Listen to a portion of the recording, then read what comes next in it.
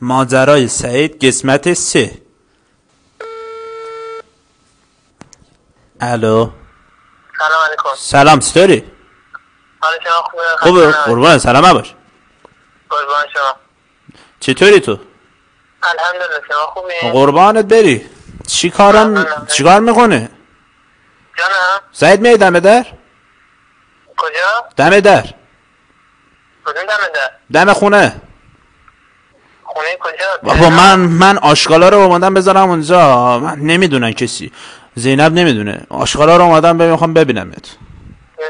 ببخشید من میتونم یه چیزی با هم رو راست باشیم؟ رو راست باشیم؟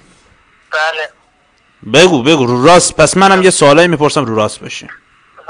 شما که همه اطلاعات من هیچ اطلاعاتی ندارم.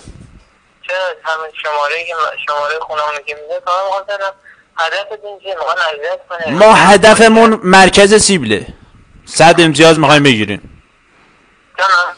ما هدفمون مرکز سیبله. 100 امتیاز میخوایم بگیریم. نه من میخوان اذیت کنه. نه آقا من توبه کرد. مگه با هم نگفتیم توبه رو؟ خب چرا آقا میخواید شما همه زنگ بزنیم به خونه ما؟ من نمیدونم چیکار کردم با شما. سعید تو دخترمو از من گرفتی آخه. من خودم دخترمو من احترام صحبت میکنم. من خودم دخترمو کرده. من میتونم سوال ازتون کنم؟ سوالات داره زیاد میشه. سگ خور بپرس. شما که میدونید اصلا جریان شما که خودتون هم میدونید اصلا جریان زینب و اینا نیست. خودتون هم میدونید که ما اذیت ازتون خواهش دارم. شما چه چیزی از آنه که ما اذیت کنه؟ چی شده؟ میگن جریانی که شما میگید ما اجرمون با خداست. اینایی که میدونید که اینا همش علکیه. من واقعا از کسی بزن به زینب ندارشم. شاید بس اشتار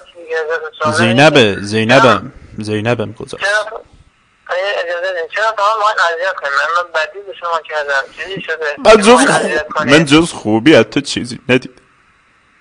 خب اگه خوبی از تو ندید بچه من هر شبی که میخوام بخوابم همه دلشده بسترده که شما نکنه کنه. من چون خدا وکیلی کاری نکردم که بخوام چیزی کنم، ولی شما همه میخواد من اذیتم کنیم. کی اذیتت میکنه؟ بگو شلوارشو بکنم دهنت. نه من خودم ناراحتم. عذاب وجدانم. تو چرا عذاب وجدان داری؟ عذاب وجدان باید آمریکا داشته باشه که حمله کرده به همه جا. داره همه جا رو میکشه. اصلا آتش همه جا کشید. جا کشید. دقیقاً درسته. سوال دارن دیگه چرا باید من اذیت کنه؟ من که کاری به شما نداشتم. سعید من کی تو رو اذیت کردم؟ سعید یه دست توبه بریم. یه دست توبه. اما از شما خواهستم. شما از بچه دانش وحید هستید؟ دانشگاه کجا؟ نه دانش وحید. دبیرستان دانش وحید. اسم نبر. تبلیغ نکن. ببین تبلیغ نکن. من الان ببین نگاه کن. من اصلا درس نخوندم. من سیک دارم. یه سیک گنده. چون بچه دانش میگم اسم نبر. یه بار دیگه اسم ببری میام خشتکشونو میکنم دهنت. ببین یه چیز بذار هر وقت خواستی چیز کنیم مثلا بگو تو دانشگاه بیب اینجوری باشه. حالا بگو بوقشو بزن. بگو تو دبیرستان بیب اینجوری میکردن منو. بیبت میکردن؟ چی شده؟ بگو. حالا ازتون خواهش میکنم خواهش نکن. میشه؟ چه خواهش میکنم؟ شما محبت منو اذیت کنیم. من چی بگم؟ سعیدم تو داری زینب منو. آره شنیدم از سارام. چی شده؟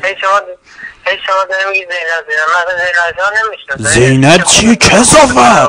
دیوس زینب چیه؟ زینب خانم جاکش. هرچی من چی کردم؟ شما هرچی زینب خانم. خب هرچی باشه میگم زینب خانم. شما همش به خودت میگی. من از خودت میگم. از برنامه هاتم میگم. شدت میام جرت میدم. نشدم جرت میدم. واقعا میگی زینب خانم چون من اصلا ایشون نمیشناسم. شما نمیشناسی چه کثافت؟ این بلبل شدی باسه من. یه جیک کن. چی؟ جیک چی واسه چی میگه شما اولا که آها بلبل میگه بل بل بل. چی شده؟ نه بوقلمون دیدی چی میگه؟ میگه نه خیلی من این چیزی اسب میگه چی شده؟ همه اذیت میکنید. من میکنم اذیت رو نمیدونم دیگه. چی؟ من میکنم اذیت رو دیگه نمیدونم که والا اینجوری بگم چجوری بگم آخه تو جووندی باخ بله. نه هر کاری هم مقای بکنی چون به حال من عموما تو اطلاعات هست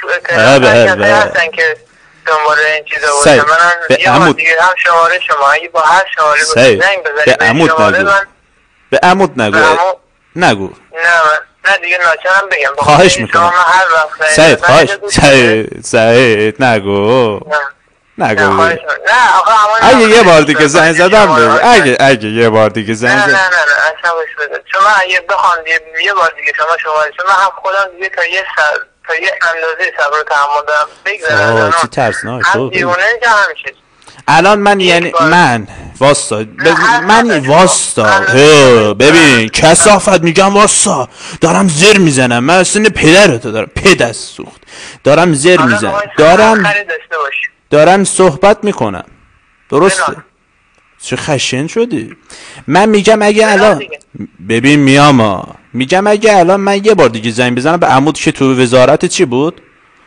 اطلاعات اونجا بود زنگ میزنید بله چرا خدا زنگ بزنم الان من زنگ نزنم تو هم زنگ میزنی؟